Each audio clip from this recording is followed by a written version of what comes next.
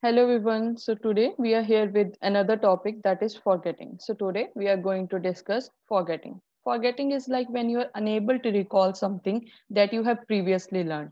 So let's see what all things we are going to cover up into this presentation. So today into this presentation we are going to start with introduction to forgetting, then definition of forgetting, along with types and causes of forgetting, and lastly we are going to see the theories of forgetting. So let's start with introduction to forgetting and see what actually forgetting is.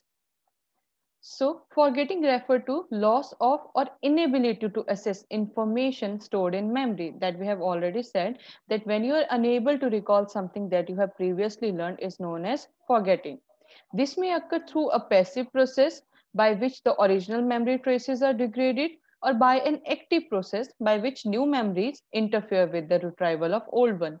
Into passive process, what it says that when you are not revising any particular topic, or say you are not using this information, so that particular information or any or that particular topic is going to be degraded and is going to vanish off from your memory because you haven't used it or you haven't revised it.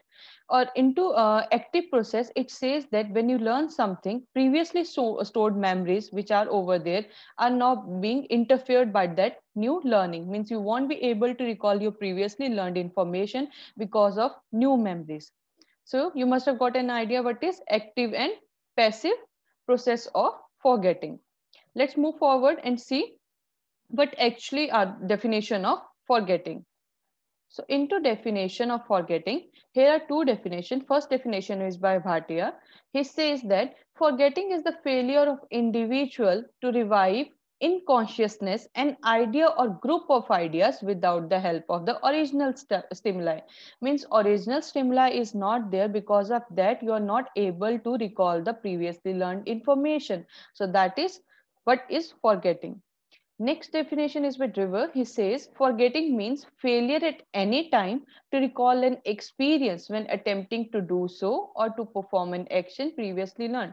Suppose you have learned something, some techniques or some particular kind of procedure previously, but now when you into your current situation, when you are trying to recall that information, you are unable to recall that information. That is what Driver called forgetting.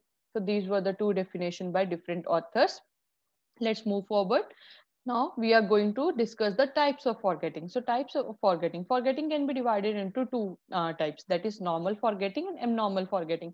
Normal forgetting is like when you haven't paid particular attention towards particular topic, or when you haven't revised that topic. So that comes under normal forgetting. Whereas abnormal forgetting is type of forgetting when any of the pathological condition or disease conditions are related to forgetting. We are going to discuss the causes for normal and abnormal forgetting into the next slide. So let's see what all causes can comes under normal forgetting. So first is atrophy through disuse. As we have already learned in the introduction, that if we are not using particular kind of information, so over a time of a period, we are going to lose that particular memory regarding that topic. Let's say I have learned about memory last week, but I'm not using that topic memory in my last week, but I'm not using this topic now.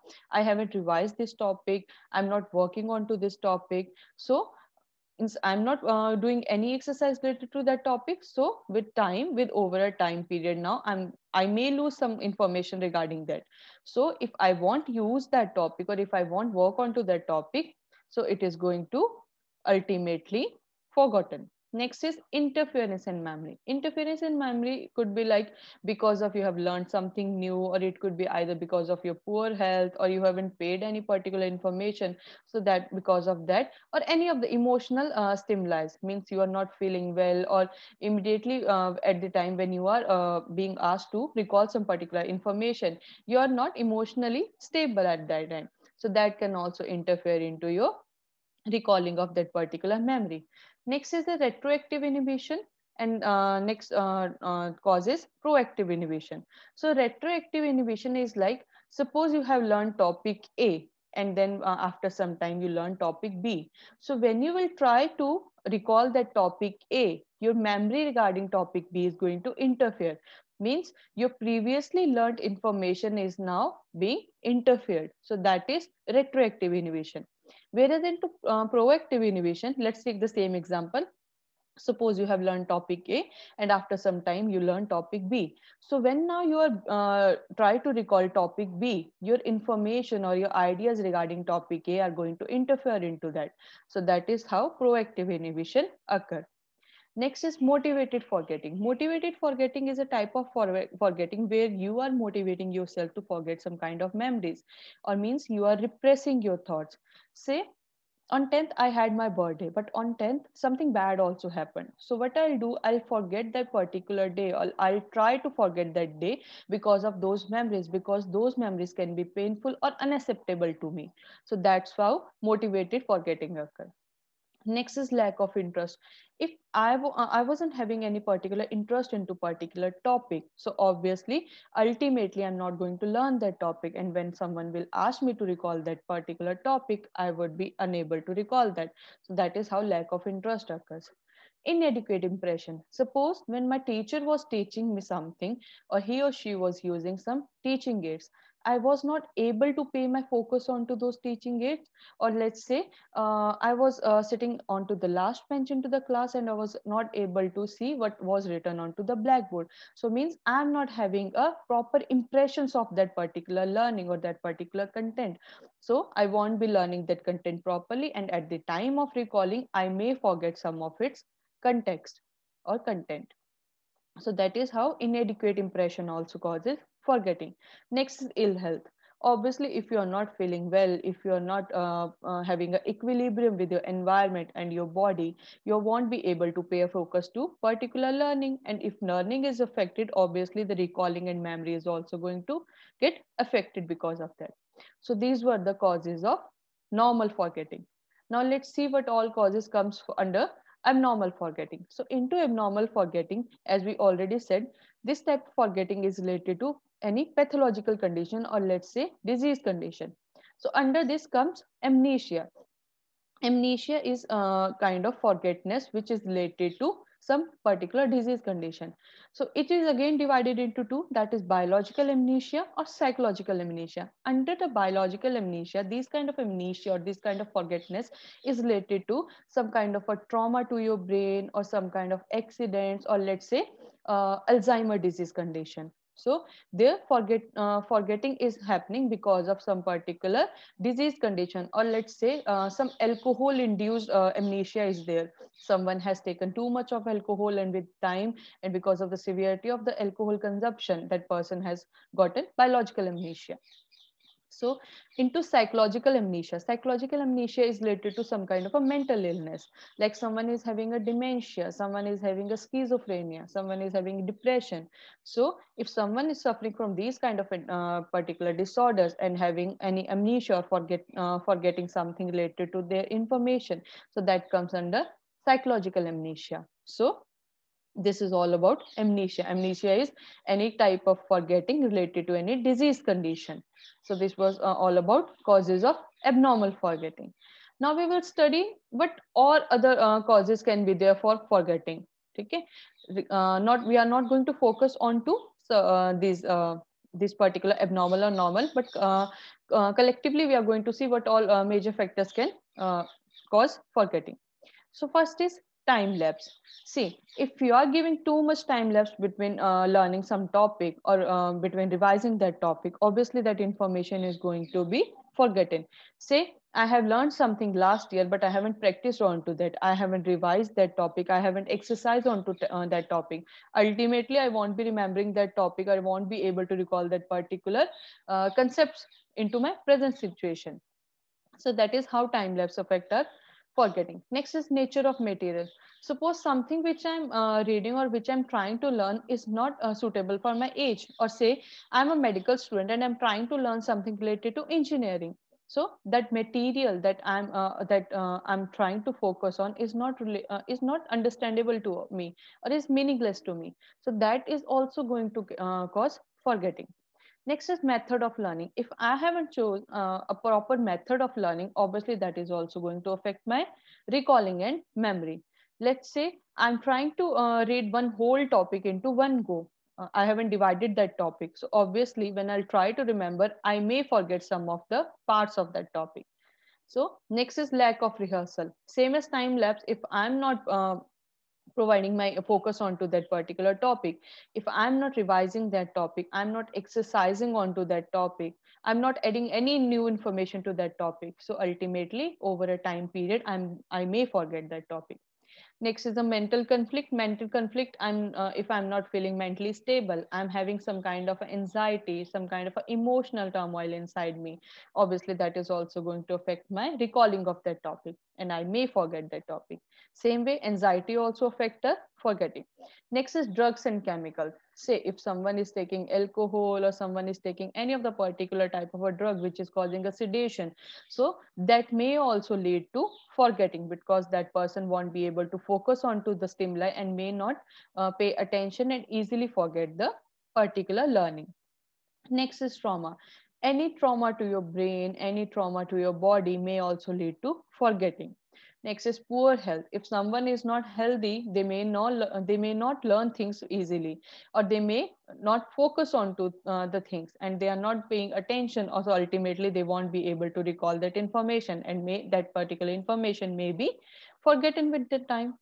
So next is environment. If my environment is not conducive, say if I'm not having a particular temperature into my classroom or into my learning space, that is also going to affect my learning. So if my learning hasn't happened properly, obviously I won't be able to recall that information, and my memory is also going to affect, and I may forget that topic. So this is how forgetting happens, or these are the basic causes for forgetting. Now let's move forward and see theories of forgetting. So there are total 5 theories of forgetting, which actually try to explain the concepts behind the forgetting. So first theory is disuse theory. Disuse, as name suggests, disuse means when you are not using something. So disuse theory says that it tries to explain why forgetting increases with time. So, the neural traces which are formed in the brain at the time of learning are decayed due to lack of use. Means, when you were learning something, your brain may have mapped up that particular learning. But when you are not using that particular information throughout your life or into your life, then because of that misuse or because of that disuse, that particular traces that or that particular mapping that your brain has conducted for that topic may decay with time. So if we do not use particular memory traces, it becomes out of use and fades away. So if I'm not using, say I have learned how to drive a bike, but I'm not driving bike after learning, say for 1 year, 2 year, or 3 years. So after 3 years, if I'll try to again ride a bike, I may not be that much confident, or I may have forgotten some of the parts how to drive, means how to use accelerator or where the brakes are. So that is how the memory traces becomes decayed with time if we haven't used those particular memory. Next theory is displacement theory. Displacement is like when moving something from one place to another. So displacement theory was given by Vogt and Norman in 1965. So it explains that in limited capacity, limited capacity into short-term memory system, forgetting may occur through displacement. Let's see how. When the system is full, the oldest material in it would be replaced by incoming new material. So we know that short-term memory is having a limited capacity. So when we try to learn new things, our old memories are replaced by our new learning. Same way, like say you are having a computer or a laptop with you. So you have stored many of the information into your computer. So now your drive is completely full. So in order to put something new into that or some new information into that, you have to delete some previously added some information. So that is how our memory also work. So if we try to learn something new into our life, our STM, that is short term memory, may displace previously learned material and replace it with new learning material. So that's how displacement theory explains the forgetting. Next is a retrieval failure theory. Retrieval failure theory explains that how the retrieval of something or how recalling of something happens or is affected. So according to this theory, memories can't be recalled because the correct retrieval cues are not being used. Means I'm not getting any stimuli or I'm not getting any hints related to that particular memory. So the role of retrieval cue is demonstrated by the tip of tongue phenomenon, in which we know something but can't retrieve it at that particular moment in life. Say I was asked to name some the capital of India. I know the capital of India is Delhi, but at that particular time, it was just like I was having it. I'm having an idea, but I'm not able to recall it. I'm not able to pronounce Delhi. So that is like I know this information. So that's kind of a very like agitating situation, because you know the information, you know the fact, but you are unable to recall it. So that is how tip of tongue phenomena or retrieval failure affect our forgetting. Next is the theory of interference. We have already studied about interference. Interference means when something learned new or something learned previously is affecting our memory.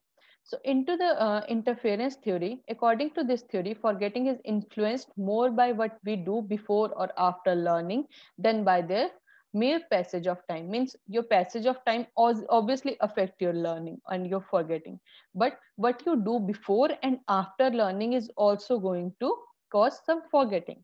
It determines the course of forgetting. What we do in the interval between learning and recalling means I have learned topic A, and after that, sometime maybe I have done some kind of other activity. So at the time of recalling that topic A, I may have some kind of problem or issues because of the activities or because of the things that I have learned or did in between the time of learning and recalling. So it could be divided into two. One is a retroactive inhibition and next is a proactive inhibition. So say into proactive inhibition, proactive means the things that you have learned recently are going to be affected because of your previously learned things. Suppose you learn Spanish and then after some time you learn French. Then when you will be trying to recall something from the Spanish class, or sorry, some from French class, so your that Spanish learning is going to interfere into it. See, we learn Spanish, then we learn French, and Spanish interfere with recalling of French words, means my recently learned thing is getting affected. Next is into retroactive. Retroactive means something into previous life or something into previous experiences. Say I learn Spanish, then I learn French, but when I try to recall Spanish, my learning of French is going to interfere into that. So this is how retroactive and proactive interferences or inhibition also causes forgetting or causes our inability to recall something. Next is theory of repression. Repression is when you're motivating yourself to forget something. It says that emotional factors also play an important role in forgetting. Repression theory holds that we forget because the retrieval of memories would be painful or unacceptable in some way to the person. As we have already discussed that 10th was your birthday, but on 10th something bad also happened. Like your friend may have shifted from your home country to somewhere else, or you may have had a fight with your friend. So say that 10th day would be like kind of a painful memory to you. So whenever you will try to remember that day, that is going to give a pain to you or is unacceptable to you in any way. So what you are doing, you are going to repress that kind of information that happened on the 10th. So that is how our repression theory works. I'm myself working onto some kind of a thing, so not in order not to remember that particular information or that particular memory. So that's how forgetting happens over here. It's kind of an active forgetting where I'm participating into forgetting myself, forgetting some particular memory actually. So this was all about today's presentation. We have seen the introduction to forgetting. We have seen active and passive forgetting. Then we have seen the definition of forgetting, where we have seen two definition by Bhatia and by Mr. Bhatia and by Mr. Driver, where they have explained very well what forgetting is. Next, we have studied about the types of forgetting, where we have seen the normal and abnormal forgetting, and how or what all factors leads to abnormal and normal forgetting. Next, we have studied about the causes of forgetting, means uh, regardless of the types of forgetting, but all other factor can also lead to forgetting. Next, lastly, we have seen the theories of forgetting, where we have seen the various basic concepts behind forgetting and how forgetting happens. So I hope you must have got an idea regarding forgetting, and you know now how to tackle forgetting, and you may pay more focus onto your things in, or may revise your things or topics properly in order to prevent forgetting into your life. So thank you everyone. Have a good day.